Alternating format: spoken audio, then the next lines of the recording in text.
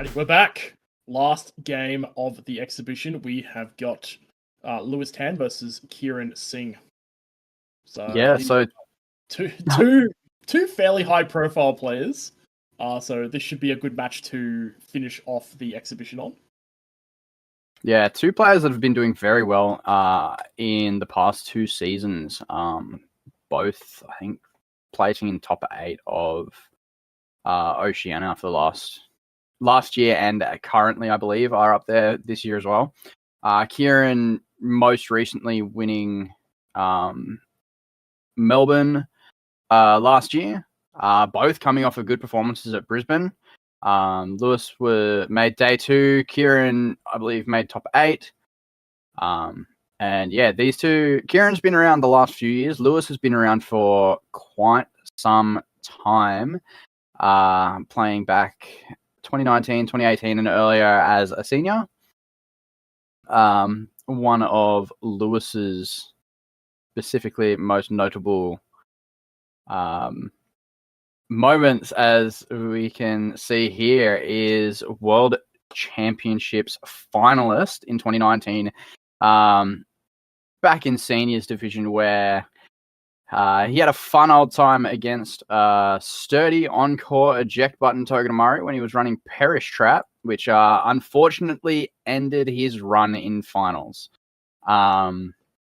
He came so close, but recently, since coming up to Masters, he's been doing really well. His first Masters regional, he made top 4. He top cut Brisbane regionals last year as well. As I said, made day 2 this year at Brisbane regionals. Has been doing really well, playing really strongly. Top 16 at Perth this year.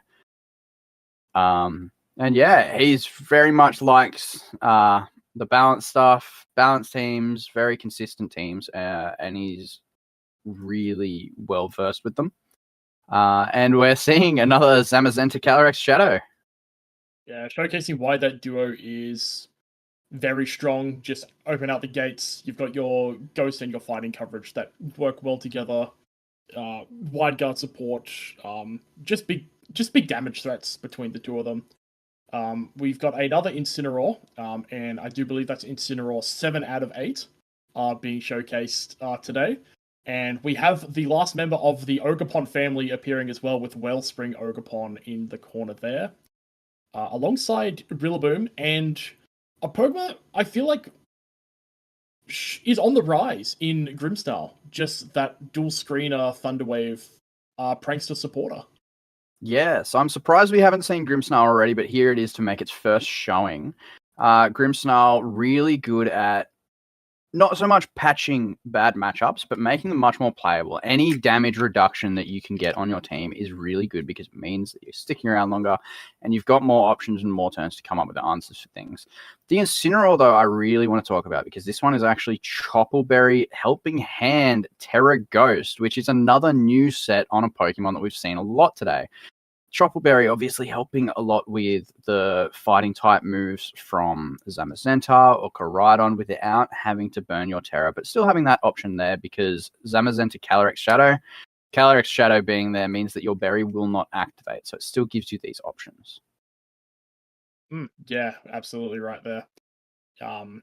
Everything else looking just fairly good. Will be interesting to see how the Ogerpon plays out. Ogerpon seems fantastic into some matchups. We'll see if it plays well into Kieran's team. Yeah, so moving on to Kiran. Kiran, as we were saying before we saw his team, Melbourne Regional Champion last year, top 8 Brisbane Regionals this year, top 8 Perth Regionals last year, and top 8 Brisbane Regionals last year as well. He's been on a massive tear in the last few years, picking up regional cuts left and right, and just playing so well. Another fan of balance, but most notably a huge fan of Terrapagos, and he's stuck to his guns, and he's still using it here alongside that Calyrex Shadow. Yeah, sticking to the gun there. We're seeing a lot of the Terra Starstorm Earth Power Calm Mind being showcased with that Leftovers paired with that Rillaboom. We've got 2 attacks Encore on Shadow Rider, so that fast Encore pressure being provided as there as well. We're 8 for 8 on Incineroars. Take note. The Scarf Urshifu and the Half Flame Ogerpon as well. This one also with our Horn Leech for that sustainability rather than that Grassy Glide that we mentioned earlier in the day when these are normally paired for Rillaboom. Yeah, and another Encore as well. So this Calyrex Shadow, not opting for Encore Disable, just the Encore, still rocking that Psychic as a bit of a coverage move. Very similar to what we saw Dimitri run in round 1. But yeah, we're seeing a lot of Ogerpon. We've seen all 4 variants now. We've seen it on so many teams. But yeah, there's been so many variants of teams today. It's been so cool. And Kiran running his good old balance to Rapagos that now has the added power and support of Calyrex Shadow. It's really cool to see. Yeah, it's be good to see. I'm excited to see these two lock horns for this exhibition match.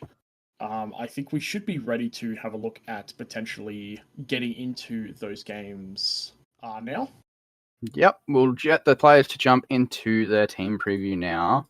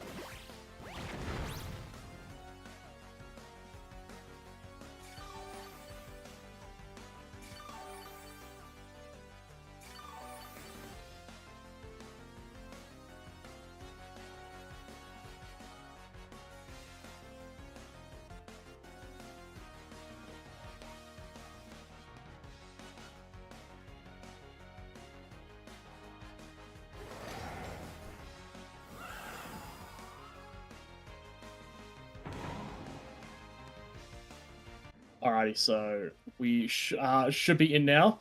So eyeing off the options here for both of these two. So it was a good amount of damage placed onto the Rillaboom immediately. The Incineroar flinching, so there could be some big damage thrown out here. So the Calyrex has gone for the Protect. We see a Heavy Slam go into that Calyrex, protecting there, so good play from Kiran's end. We see a U-turn coming out from the Rillaboom, just hitting that Incineroar. Not one of the Rocky Helmet variants that we've seen a few of, so it's not going to take any Rocky Helmet chip. We'll see what Kiran looks to go in for to see what Incineroar might potentially be going for. And it looks to be the Urshifu. Yeah, Kiran making sure that Sash stays safe on the Calyrex. Lewis actually going for the double up there, trying to KO the Calyrex. So Urshifu getting in for free here. That Incineroar now heavily threatened by the Urshifu. There's no Rocky Helmet, so no risk of recoil if a Surging Strikes were to go into that slot. And to Terra Ghost would mean to leave yourself vulnerable to the Cali Shadow unless you wide guard. But there are a lot of options here for Kiran. Getting in that Urshifu for free gives him really good positioning to either get off some damage or reposition with something like a U-turn as well. Yeah, so good call out there from Kiran there. Calling that double in on the Calyrex. Urshifu just exerting just a lot of pressure now. So we'll see how Lewis wants to respond to this. And it looks like the response is get the Incineroar out and get the Rillaboom in to have a look at taking the Surging Strikes if that does go for. And it looks like Kiran is going to throw out a Terrestrialization out here. Into the Calyrex, so it's just going to be a Terra Ghost, just going to hit as hard as possible with those Astral Barrages. So the speed here is we don't see a wide guard coming out from this Zamazenta. Close combat, dealing good damage. Bringing the Zamazenta down to about 10%, and the Astral Barrage, Terra Ghost Astral Barrage, huge damage here. Managing to KO the Zamazenta and doing about 45% to the Rillaboom. Yeah, we're going to be seeing this. Is this our first Grim boost that we've seen today? I think this is the first KO that Calyrex has taken today, yes. Alrighty, so now we're going to see how Lewis wants to respond to this one. The response looks like we're going into the Calyrex of their own. Basically meaning, Urshifu, you can either close combat my Rillaboom, or you can look to switch out. Rillaboom does threaten the Grassy Glide priority as well. That could either look at picking up that Urshifu at -1, or looking to break the sash on Kiran's Calyrex as well. Yeah, so this is also an interesting Calyrex v Calyrex, because while the Calyrex on Lewis's side doesn't have Focus Sash, the Calyrex on Kiran's does, and has a boost as well. Depending on how speed interactions here, if one is faster than the other, Kiran's has the potential to live a hit, while Lewis's would just drop to an Astral Barrage if it didn't get to... if it doesn't Terra Fairy. But even with that Terra Fairy, with those boosts on that Calyrex Shadow, it might not be enough to live the hit. Yeah, the boost from Grimnay and the Terra Ghost as well. But we're seeing a switch and protect here from Kiran, playing a bit of what's the game plan here. So there's a fake out, and that's a nasty plot from Lewis. That's a good nasty plot there. That's a huge call from Lewis. Very high risk, very high reward though.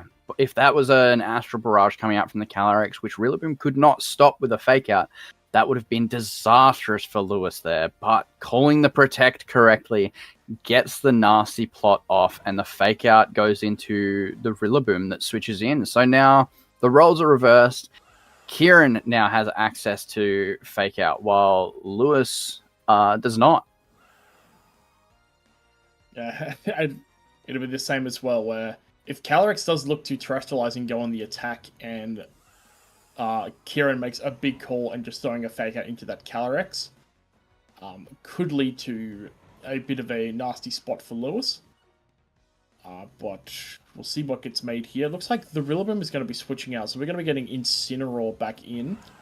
So there'll be a fake out live next turn as well following this one, but it'll be the Incineroar fake out that we'll get. Sure will. So it's interesting to see here, because the Rillaboom switched out, there's no chance of a potential Grassy Glide to break this Focus Sash on Kiran's Calyrex, to allow an Astral Barrage to clean that up.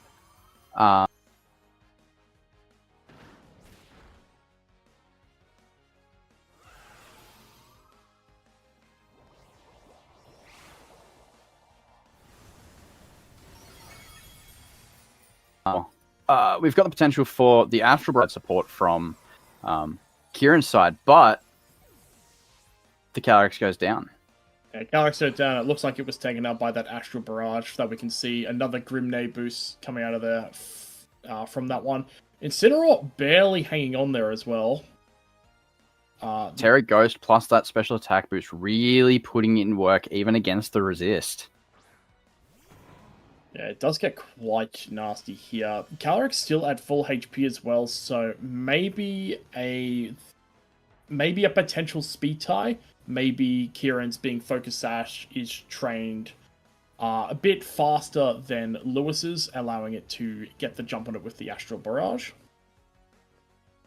Yeah, the way that these two are trained, when it comes down to Calyrex v Calyrex, it's always very intricate. There's generally going to be a KO if something connects with the opposed. Like, if a Calyrex connects with a Calyrex, 9 times out of 10, you're getting a KO. Focus Sash helps offset that by giving you at least one turn of guaranteed... well, not necessarily one turn, but one hit that you're guaranteed to live, which is why next to something like the Rillaboom, offering those big priority grassy glides. It gives you a lot more options, but Kiran was able to position his fake out in a way that forced Lewis's Rillaboom off the field and meant there wasn't any chance to break that sash. Yeah, well executed by Kiran there. We'll see the adaptations that are made from both Kiran and Lewis here into the game too. Yes, so we didn't get to see any Terrapagos there, did we? Yeah, no Terrapagos action happening there. The 4 that were brought were the two fake outers. Actually, what's the Terrapagos off? Because there was the Rillaboom, the Incineroar, the Calyrex. It could have been 4th, but we never saw it hit the field. I believe. Did we? I don't remember. Wow. I don't believe we saw the Terrapagos. I don't believe we saw the 4th Pokemon come out from. No, we did. We saw the Urshifu came out. It was the Urshifu in 4th. The Terrapagos did not come to the match. Yes, it was.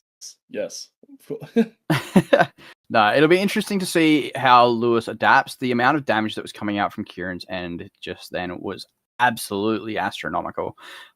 Getting KOs on the Calyrex, getting huge damage onto the Incineroar. It'd be interesting to see if something like the Grimmsnarl comes out this game to kind of mitigate that a bit, get the screens up, light screen. It's going to be much more effective than the Reflect, considering the Urshifu will just bust straight through that. But light screen is going to help mitigate the opposing Calyrex so much, because with that Terra Ghost, it puts in so much damage, and then as soon as it takes a KO, it scales up and up and up, and that's very difficult to deal with.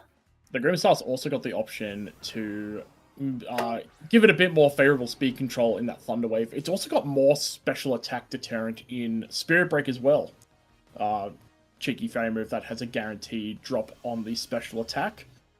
And we do see Grimmsnarl hit the field, hit it on the lead here, alongside the Incineroar, which looks like is an adaptation from Lewis from Game 1. Yeah, Grimmsnarl looking to lead the same in the Calyrex and the Rillaboom. Yeah, Grimmsnarl Incin being one of the old tried and true methods of, I'm going to lead this and you're going to deal next to no damage to me.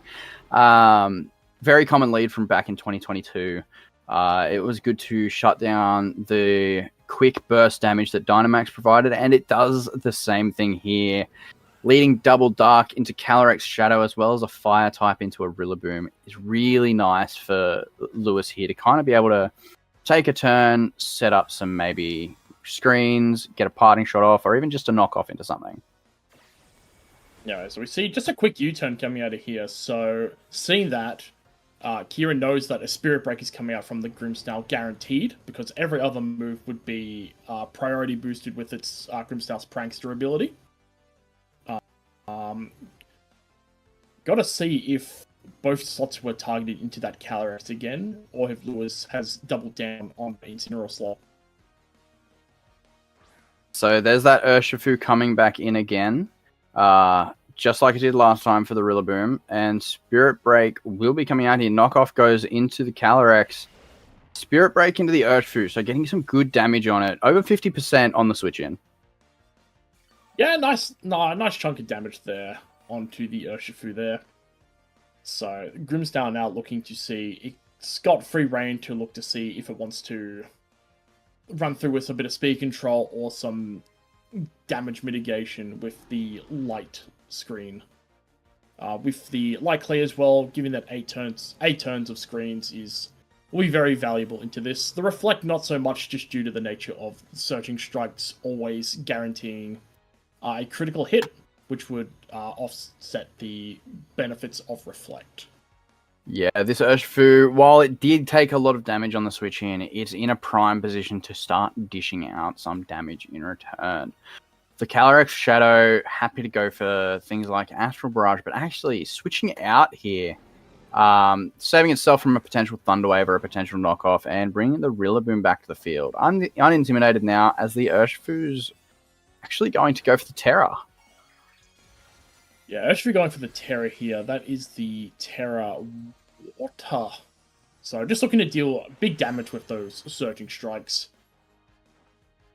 The switch out here, the T-Wave actually goes into the Urshifu. Yeah, so Not the Calyrex. The Calyrex might be looking to just be protecting itself from a potential knockoff from the Incineroar. Surging Strike's still managing to come out. Not going into the Incineroar, however, going into the Grimmsnarl. That Terra trying to snipe it off the field. It's going to be close. 10 HP. Not quite enough to take out the Grimmsnarl, but good damage regardless, as knockoff goes into the Rillaboom switch in. Getting rid of that Assault Vest, potentially helping for later when the Rillaboom is up against a possible Calyrex Shadow itself. Yeah, so Grimmsnarl here is in a point where he'll either need to switch or look to go down, just due to the nature of Grassy Glide that can come out. Looks like it is in range of picking up that Grimmsnarl.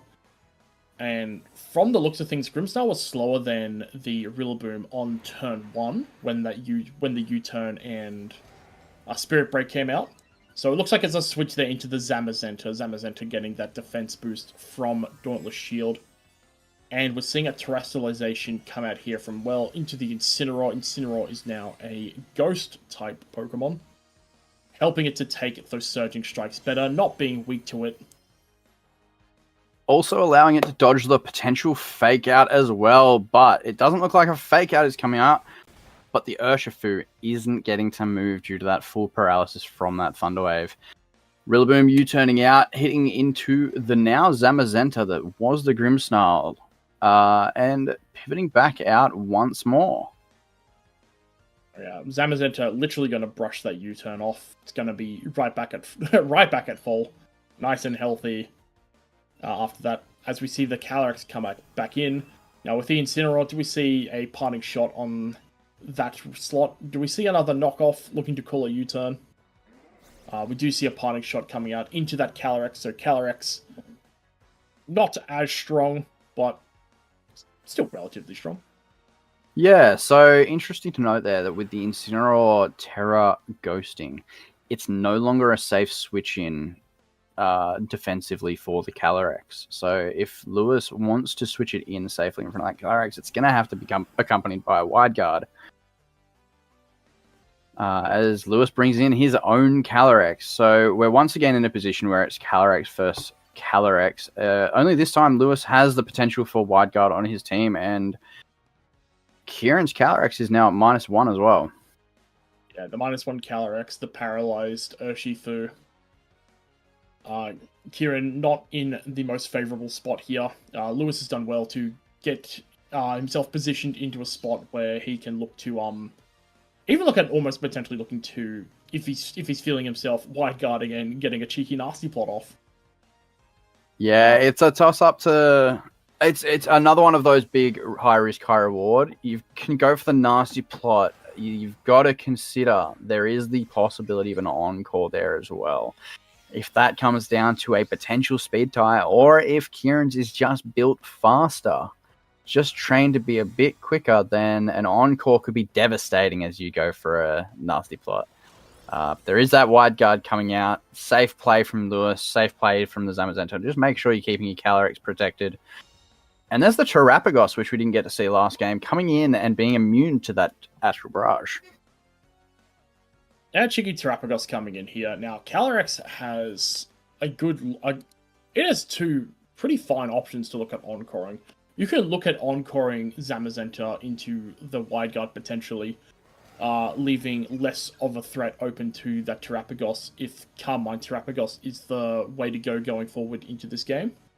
You do also have the option to look at just running through, just with your own Astral Barrage, because if you're feeling that you're trained to be as fast as possible, you'll still have good odds knowing that the Calyrex can't terrestrialize, to look at potentially throwing it out, looking to bluff the Zamazenta. But the Calyrex is swapped out and it's gone back into Rillaboom, so we may be looking at a Terrapagos endgame situation here, potentially from Kiran. So there's another wide guard playing it safe once again, but the Astral Barrage not coming out from Kiran's Calyrex as it switches off the field in favor of the Rillaboom. Calm Mind coming out, and the Rillaboom taking a good amount on the switch in from Lewis's Astral Barrage. Definitely in range of another one, but Terapagos, it's going to start stacking up these Calm Mind boosts, and it can get pretty scary once it does. Yeah, so that's the grassy terrain gone from the field now. The power of the spell tag, even though it's only a 1.2 times boost, still just a big boost to throw there into that Rillaboom. Even though the Terapagos is immune, it's still dealing big damage to its partner. We'll have a look to see how Kiran wants to go about setting up the Terapagos, how urgently Lewis is going to look at pinning down the Terapagos, seeing that it's calm-minded once, if it's going for other or more setup. But we do see the Faker going into the Zamazenta to block any body press options coming out here for it. Yeah, no reason for wide guard on the field anymore. Calyrex is switched out and Terapagos cannot terrestrialize, but the Zamazenta doesn't get to move this turn. Lewis opting just to happy to go for the Astral Barrage, pick up that KO on Rillaboom and get a cheeky little boost there. But the +1 from the opposing Terapagos comes in for the Earth Power. Dealing about 40%, really showing the bulk on Calyrex and why Terapagos really needs those boosts. Yeah, good bit of damage there from the Terapagos there onto the Calyrex. Potentially looking at weakening it so it can have a look to see if it can go for another potential Earth Power. Just trying to look to play around that wide guard as best as possible, because you can't terrestrialize the Terapagos at all because the Urshifu has terrestrialized. So it's basically its only way of damaging the Calyrex is with that Earth Power. Yeah, so it really shines why Terapagos are getting built the way they're built. They know how much more common Calyrex Shadow with Zamazenta is going to be now, and that Terapagos isn't necessarily always going to want to Terra, but it still wants to hit Cali, which could be one of the reasons that they're picking up Earth Power. But Zamazenta looking to be in another position where it's going to want to wide guard again now, because that Astral Barrage is so scary, coming in from Kiran's side of the field. Yeah, so we see protects from both horses in this turn, so there's no wide guard coming out of the Zamazenta just yet. Looking to break the sash on Kiran's Calyrex, unable to, and an Earth Power just getting thrown into the Calyrex, so both trainers wanting to put damage on the other Calyrex, by the looks of things. Yeah, so another one of these situations where the Focus Sash is just so pivotal in this matchup. It changes the dynamic between these two Calyrex shadows and forces you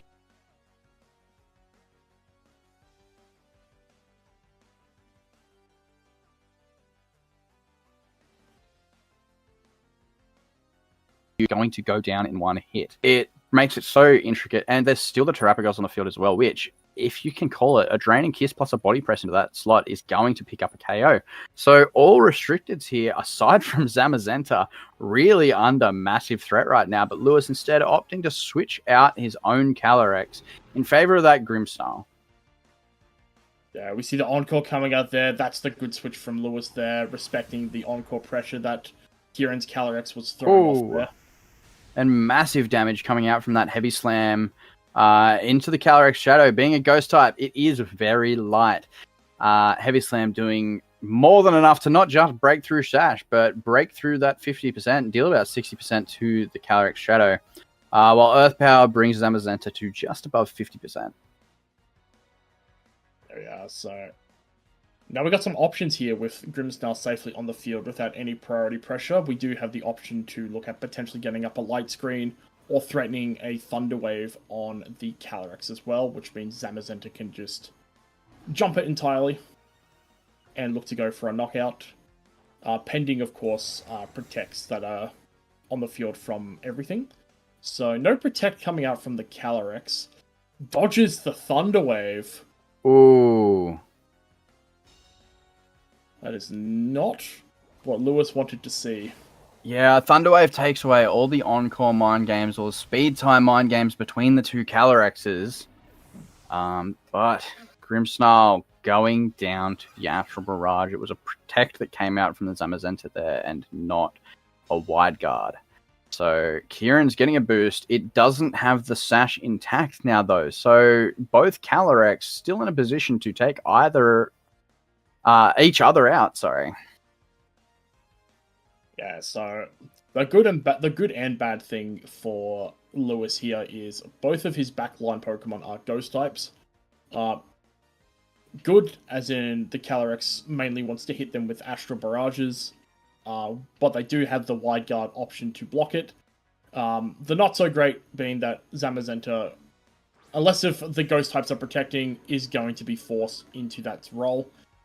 With that Encore pressure from the Calyrex as well, seeing that the Zamazenta has Encored, it can look at locking that into its respective move. It can just, even if it's looking to lock it into a Wide Guard, it will allow the Terapagos to just keep picking it off with those Earth Powers. Yeah, and this Incineroar in a really good spot to start dealing damage to this Calyrex Shadow, but only with that Wide Guard support. Wide Guard... Oh, actually, we've got to think about... There's also the Psychic on that Calyrex. If for some reason a Wide Guard does come out and you are calling that, this could be a big Psychic into that slot as well. Or Psychic into the Incineroar, but no calls for the Wide Guard there. Just going for the safe play in that Astral Barrage.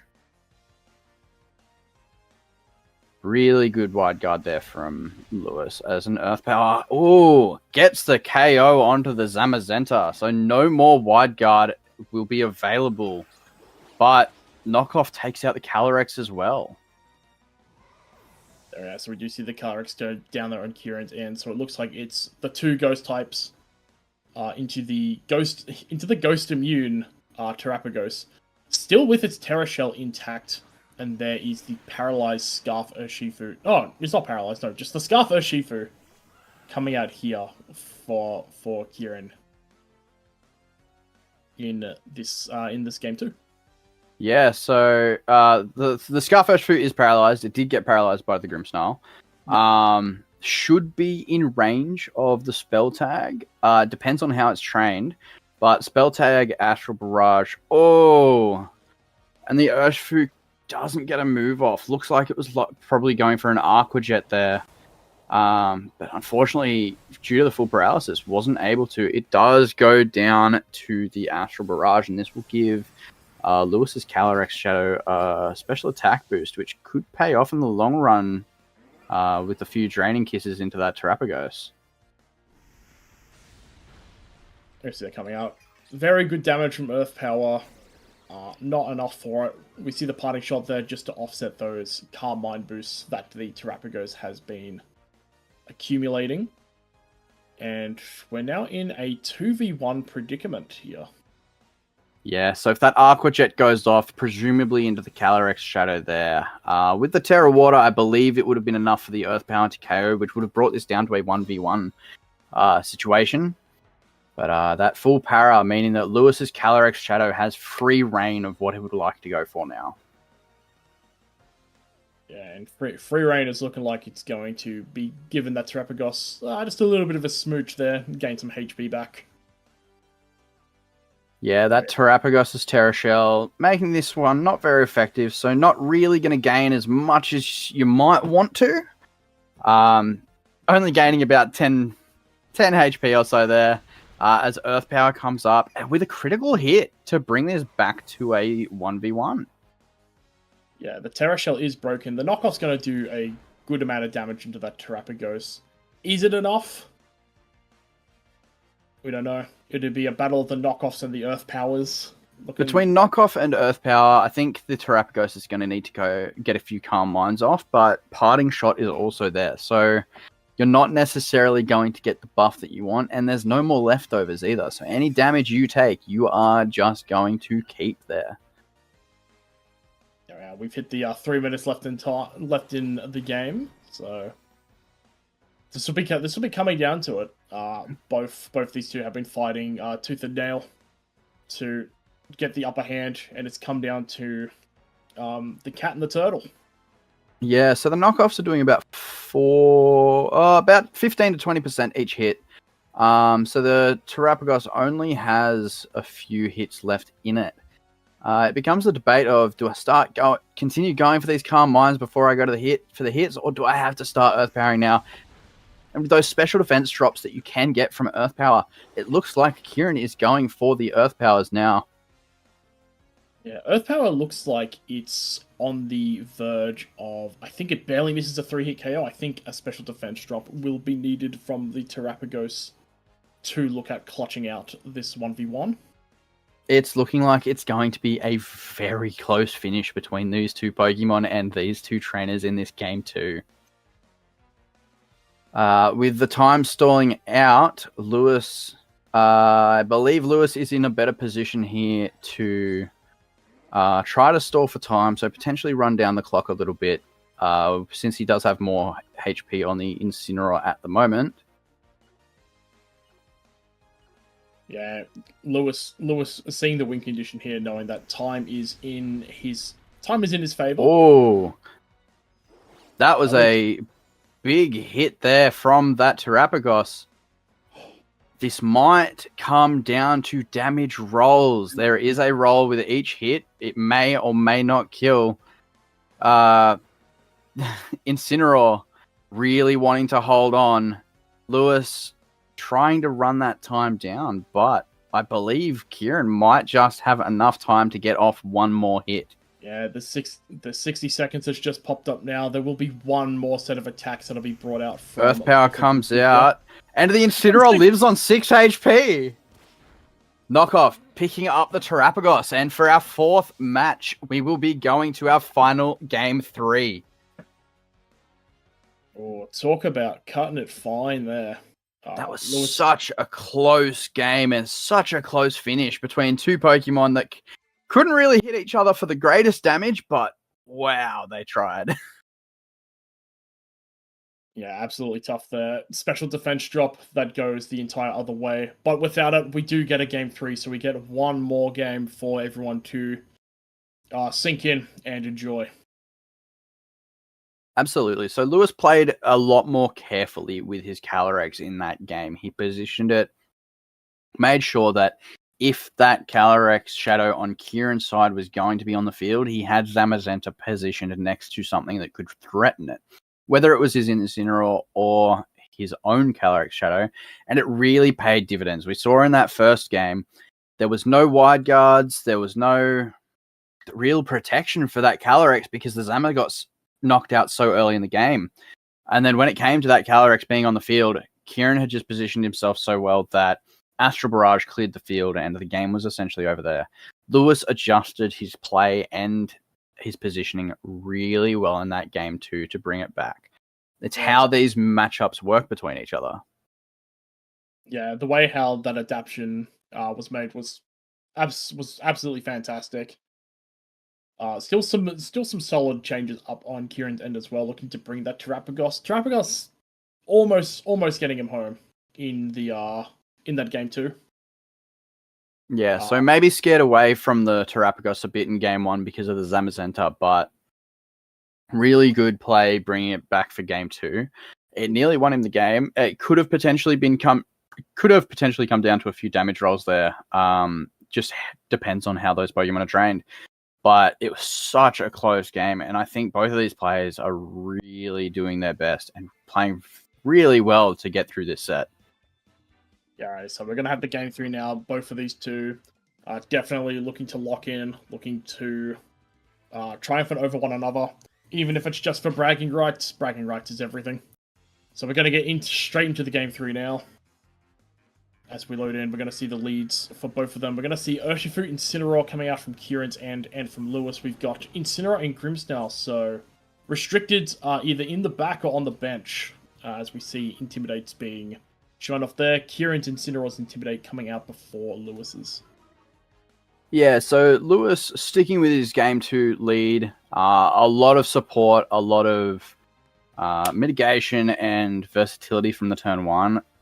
Kiran changing it up, bringing that Urshifu off the bat with the Incin, saying, okay, you have screens, you have Intimidate, I can bust through that. How are you going to respond to my Urshifu? Last time it was with a Thunder Wave. This time there could be a fake out come out. But the Urshifu is actually switching out. Urshifu staying safe. It was so important in the previous 2 games. Those full paras really causing it a detriment in positions where it could have put in a lot of work. Rillaboom, the fodder for the Thunderwave switch in last game, also doing it again this game. But instead, we see a double fake out. Yeah, so both Incineroars are shaking hands by faking out the other side of the board here. With the Rillaboom coming in to take that from the Urshifu. And the Grimmsnarl not being able to throw off an attack due to it flinching. So it'll be interesting to see these 4 Pokemon, not all super known for like their big damage threatening potential. These 4 on the field, they're all known for like their supportive and pivotal roles on teams. The Grimmsnarl being the screen setter, Rillaboom fake out pivoting. But we're going to see some big hits here. There's a Wood Hammer straight into that Grimmsnarl, dealing quite a sizable amount of damage there.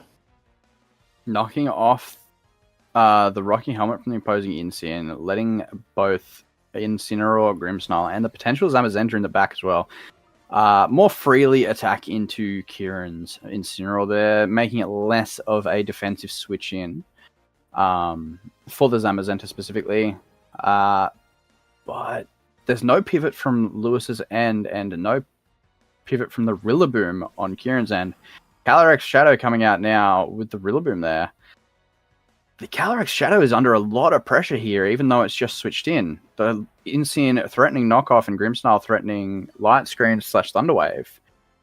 Yeah, I think the Thunderwave pressure from Grim is threatening a lot, because we've also seen the 4th that could have been brought out if it wasn't the Calyrex would have been that Urshifu, and that Urshifu immediately looks to go under fire for that as well. Calyrex at least has 1 turn it can look to protect with the Rillaboom, hopefully looking to try and break through the Grimmsnarl with its Wood Hammers, which it was looking to do the previous turn. So we see the Thunder Wave go into that protect there, and Wood Hammer looking just to go through. Big Wood Hammer coming out there, not quite dealing enough for the KO, but putting it in range of a Grassy Glide next turn, considering the Rillaboom is been shown to be faster than this Grimmsnarl. That means that a Grassy Glide from the Rillaboom could KO the Grimmsnarl before a Thunderwave even gets off next turn. Yeah, so I do believe the Rillaboom was switched in, so it's only at -1 now. Zamazenta's in. The Grimmsnarl may look to potentially even switch out to weaken the Rillaboom more. Maybe with the grassy terrain recovery, it might try and go for a cheeky Thunderwave. It absolutely could do that. The Grimmsnarl really finicky position, but this Zamazenta just hit the field. It's got its defense boost. We saw how much damage it can do to the Rillaboom. It's in a prime spot to deal a lot of damage to either of these, whether breaking that sash and dealing good damage with a heavy slam into that Calyrex, or the body press into Rillaboom. Kiran, realizing that, swaps out his Calyrex Shadow, preserving that focus sash in favor for Incin. Yeah, we see the Grimmsnarl swapping out as well from Lewis's end, and that one is also going into Incineroar. So we see our favorite VGC pet just coming in, just doing what it does best, being good support for the team. And yeah, the Heavy Slam coming out there. No more Rocky Helmet to deal recoil on that, so that knockoff from earlier paying dividends. Yeah, the knockoff there in the early game providing rather nicely for Lewis there, not taking any extra damage that may be necessary on that Zamazenta, looking just to keep it as healthy as possible. And we see the pivot into Urshifu here. Urshifu really well positioned. It doesn't have any Thunder Waves to worry about. It doesn't have any Calyrex Shadow to worry about. I believe we've seen the speed interaction from these two Incineroar. I believe that Kieran's is trained to be a little bit faster. Well, that's the thing, because the knock on turn 2, the knockoff went before the parting shot. So I believe they're the same speed. Oh, they could be. Either way, this Urshifu is really threatening a lot of damage with potential Surging Strikes. But once again, Urshifu switching out, not wanting to be on the field, and Rillaboom coming in for it. Yeah, looking just to cycle in and out of those fake outs there. We do see a terrestrialization from the Zamazenta. Maybe the Urshifu was coming through looking to bait that Terra Dragon on the Zamazenta as well. The Terra Dragon helps it naturally take those surging strikes significantly better, with those crits ignoring the defense buff that Zamazenta does get. But we do see an exchange of fake out as well, this time with the Zamazenta flinching. But nice and healthy, thanks to the grassy terrain. So Zamazenta, once again, sitting in a really nice position. Not really threatened by a whole lot on the board. Incineroar on Kiran's side is not running the Will-O-Wisp. It's running Flare Blitz, Knock Off, Parting Shot, and Fake Out. So there's no risk of a burn, which we've seen really doesn't... Zamazenta really doesn't like. But there's a Fake Out going to the Zamazenta here, and another Parting Shot for a bit more of a pivot. Alright, so Zamazenta spending back-to-back turns flinching. He's just sitting there just going... He's just waiting for his turn. We see the pivot out. We could see this going into the Calyrex, which is what we see here coming out here from Kiran. As the Incin looks to... Hasn't moved yet, so we've still got an option to run through like a knockoff. Oh, and a massive knockoff catching the Calyrex on the switch-in. Interesting to note as well, we haven't seen the Terapagos in this game. We've seen all 4 Pokemon, so Kiran has opted to leave it behind in favor for that Incineroar once again this game. That catching that Calyrex with the knockoff is so huge, bringing it down to Sash. It is now in range of any other hit that anything would like to throw at it. And it's suddenly a whole lot less threatening when that Wide Guard comes out. Yeah, so we do see the Protect there looking to preserve it. The Rillaboom potentially looking to pivot in.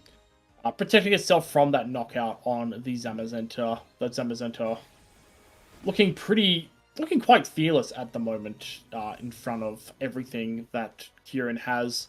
His Fire, Water, Grass core and the 1 HP Shadow Rider. Zamazenta is still fairly healthy. Yeah, Terra Dragon Zamazenta being one of the Pokemon that can really sit in front of any Fire, Water, Grass core and kind of shrug it off, deal a lot of good damage back. Not having the Terapagos with access to Earth Power or Terra Starstorm means that this Calyrex Shadow is the best thing to be hitting the Zamazenta with. And now that it's at +1, it is so... sorry, not +1. Now that it is down to 1 HP... down to that Focus Sash, it is so vulnerable. As soon as it goes down, this Zamazenta just puts on so much pressure against the rest of the team. And Urshifu comes in, getting its Choice Scarf knocked off. Yeah, so Lewis looking very in control of things at the moment. With the Grimmsnarl still being as low HP as it is, it's still looking fine. Grimmsnarl's kind of done what it's needed to do. It's been assisting greatly, just even with it getting screens, just threatening Thunderwave can be enough to force opponents into specific play. Yeah, with the Calyrex versus the Calyrex, and also the Urshifu as well, because Scarf Urshifu is very good into Calyrex Shadow.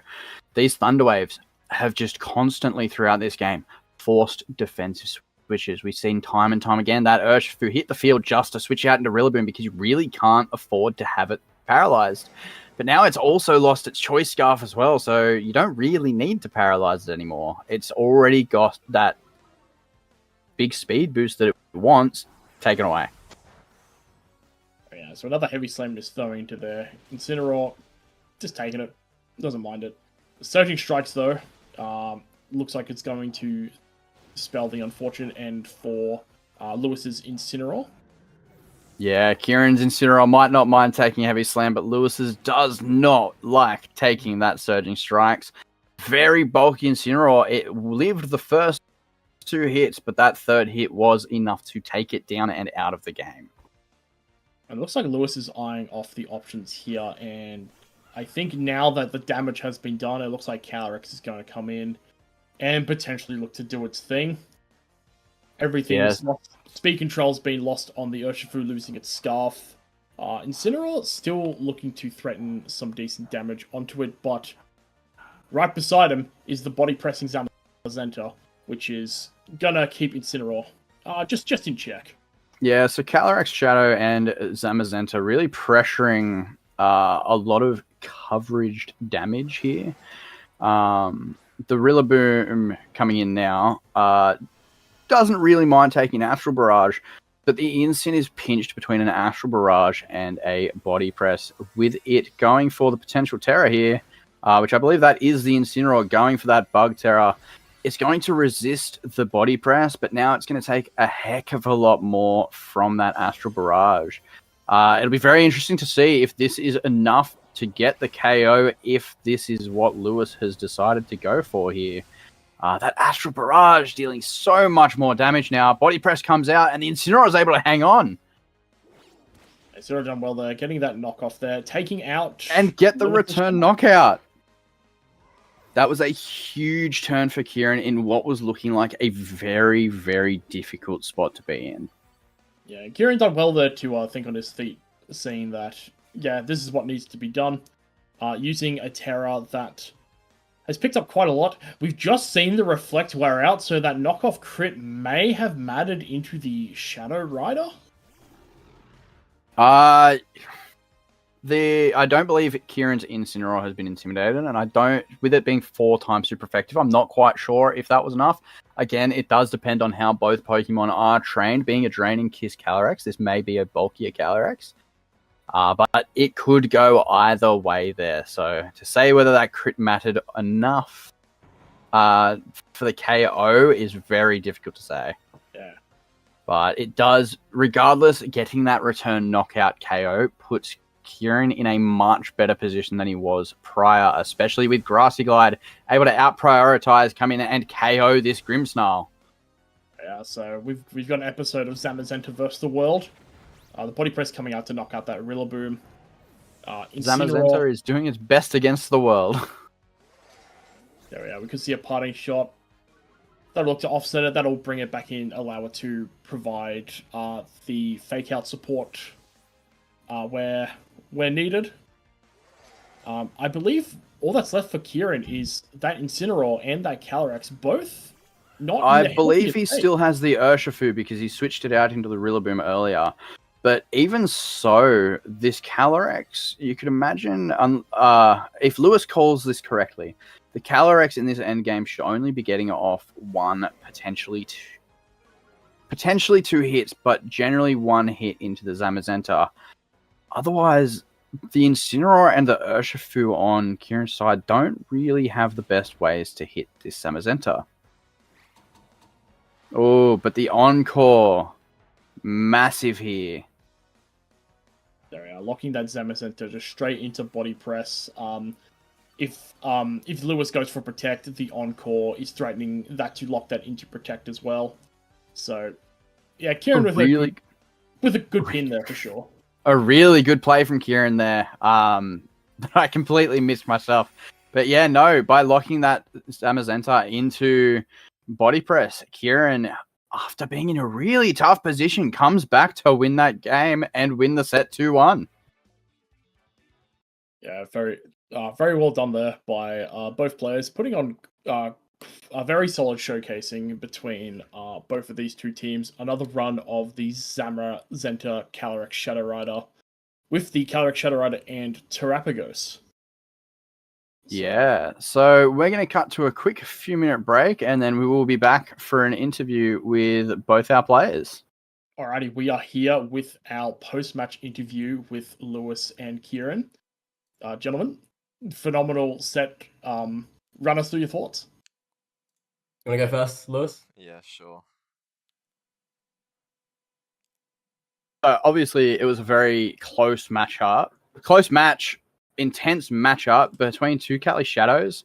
The speeds come into factor. The item comes into factor. One side has Wide Guard, the other side has Terrapagos.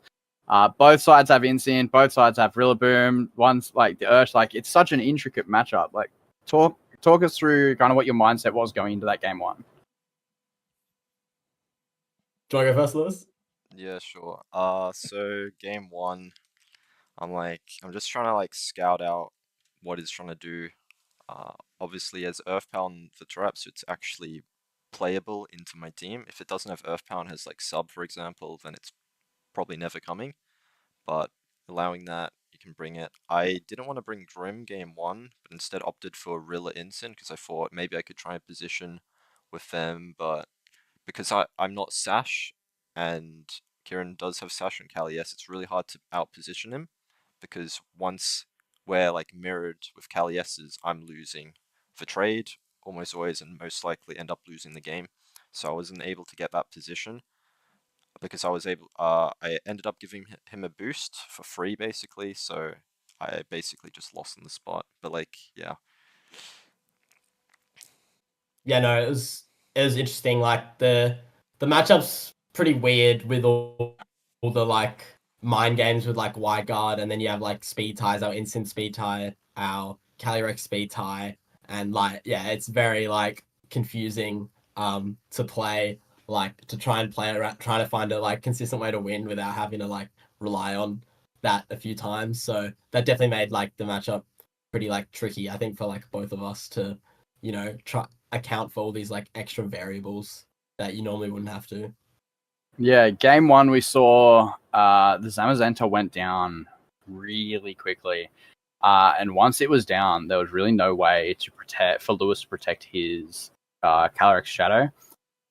Game 2, Lewis adjusted that very well, made sure to keep Zamazenta there or to keep Grimmsnarl there to either Thunderwave or Wide Guard to protect that Calyrex Shadow. And it was really important and really detrimental to what ended up leading to Lewis's win in that game 2.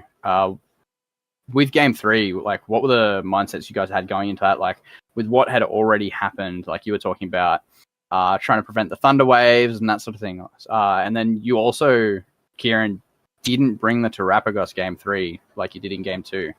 What were your thoughts behind that? Yeah, so like pretty much like as soon as like game 2, because game 2 was really long, like it went to time pretty much.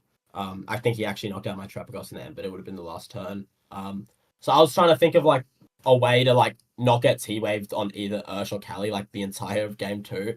And so like I came up with like what I did do, which worked pretty well for me, and that made a big difference having that like double fake out and the ability to like glide Woodhammer and glide it. That's how I had to get 2 Woodhammers into it and a glide into it to be able to knock it out and like avoid getting T-waved on my Ursh and Kali. Lewis, going into that game 3 as well, what was your main plan behind it? Because you definitely didn't want to end up like game 1 where the Zamazenta went down too early, but it was very like pivotal. Like I think if you'd been able to get the KO on that Incineroar in game 3, Zamazenta pretty much walled everything else with that Kali only being on 1. So if you'd been able to keep your own Calyrex Shadow around, what was your like game plan going into that game 3? So basically, once I saw Rillaboom, I realized when these Rillaboom and Incin are on the field, which is pretty easy for me to kind of like force Kiran into having them on the field because you need to switch out Ursh to try and get around T-Wave. He has to switch out Kali so he doesn't get T-Waved or knocked off. So I realized I can try and just force him to get knocked off from that Incin or that Rilla because he doesn't want to sit there with Rillaboom. If he's sitting there with the Kali, right, I'm threatening knockoff into that slot. He has to try and switch that out. So I was able to actually catch the Scarf as well as the Kali with the knockoff.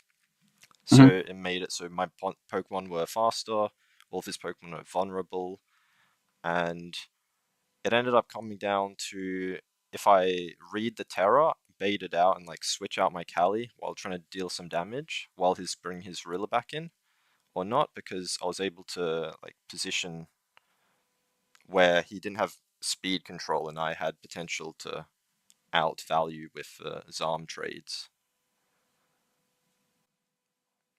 Yeah, it came really close at the end of there. That, as you said, that really big turn where the Terra Bug came out from Kiran and you hit it with the Astral Barrage and the Body Press.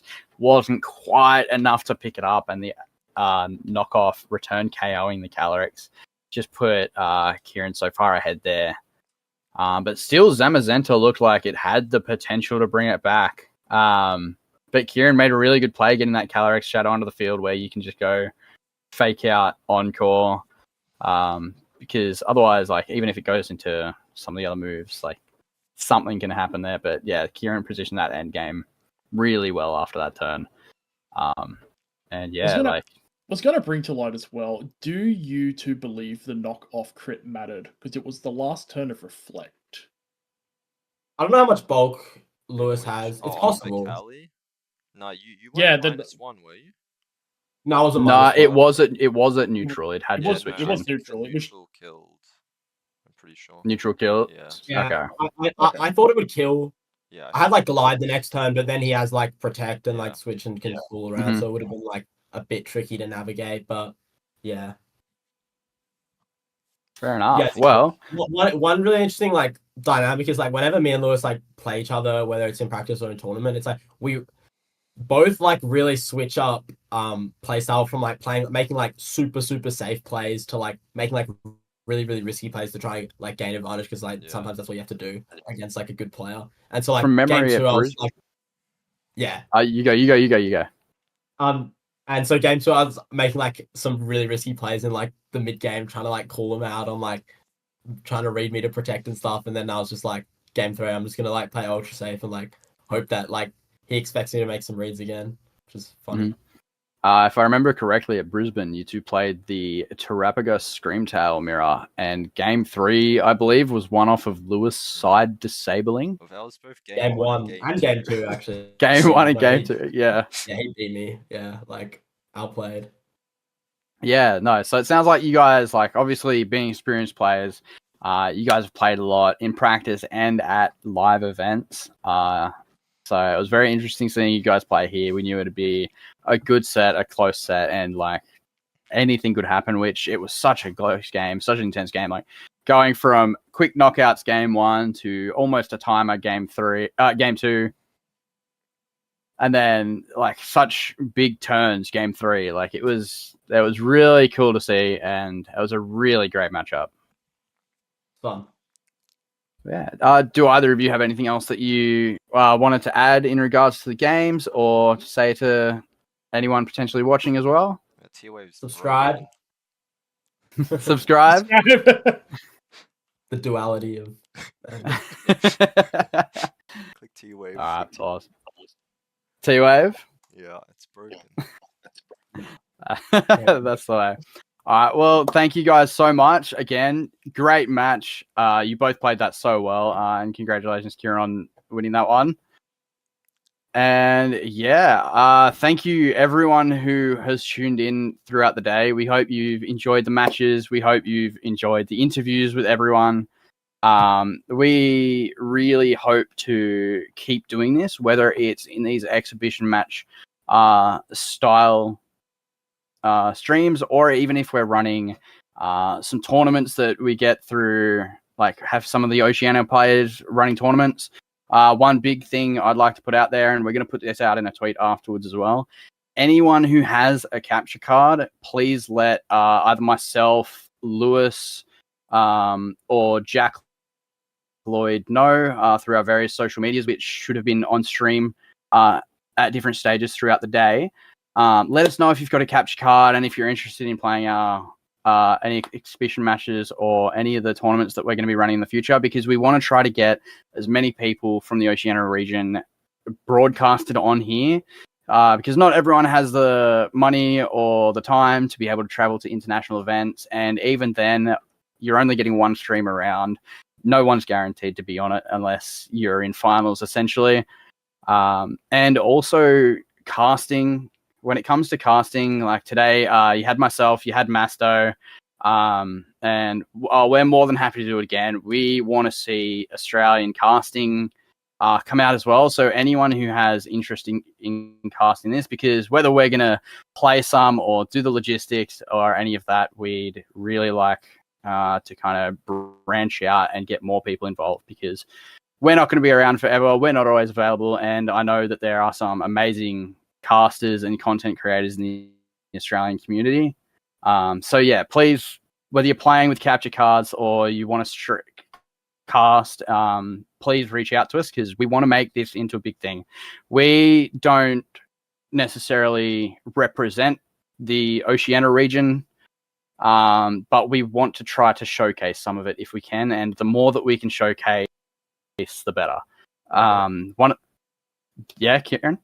Sorry, I just said well put. Okay. One of the other things that I think is probably the biggest thing that all of us who help organize or be involved in any way today has to say is a big, massive, huge shout out to Andy Brophy. When we were doing all this, it got mentioned to Andy, and Andy's like, well, you know what? I'm going to carry this entire project on my back.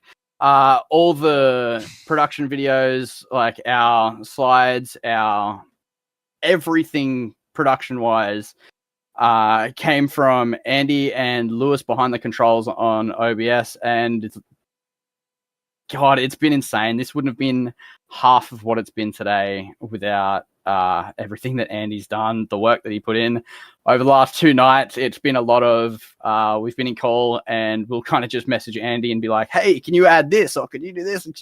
And without complaint and happily, like, Andy's absolutely smashed all of our expectations when it came to this and completely made this what it's been. And I hope you guys have all enjoyed it. I know we have. We got some amazing matches today, amazing players, really cool teams. We got to showcase a lot of different stuff today, which was really awesome to see. And hopefully it gives people ideas going into Regulation I as well, because we've got that coming up very soon with Melbourne Regionals next month. But yeah, do any of you guys have anything to say before we part out? That's Henry and Masto for the casting. It was S tier casting, so well done, really professional, massive time commitment. But they got it done and they made the stream 30 times better than it would have been without any casting. So shout out to them. Yeah, I just want to say thanks to everyone who was able to watch, every player who was able to play today, and everyone involved, especially the casters as well. It's been a long. I don't even know if that's actually been that long. It's been 5 hours, but it's felt like a long time. Yeah.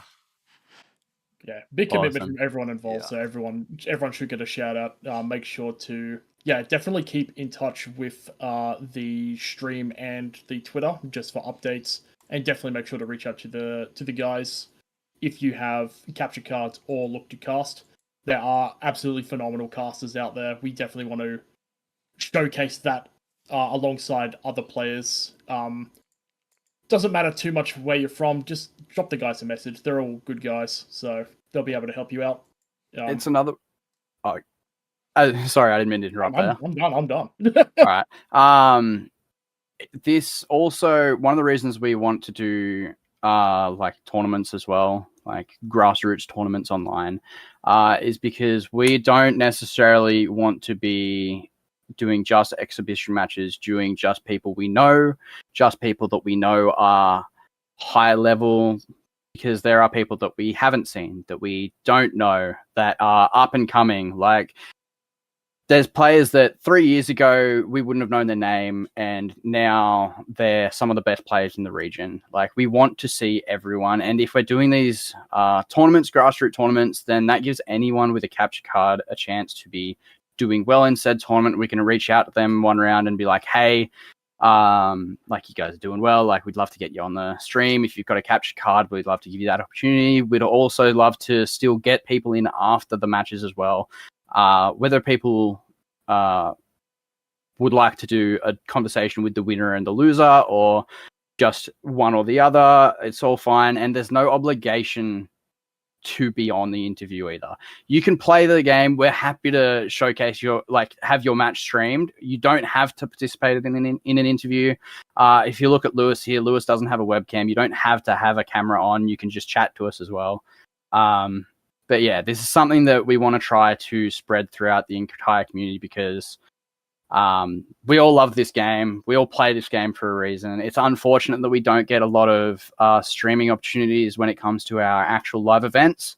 Who knows? Maybe this will have some effect on that as time goes on, or maybe we get to that point in the future.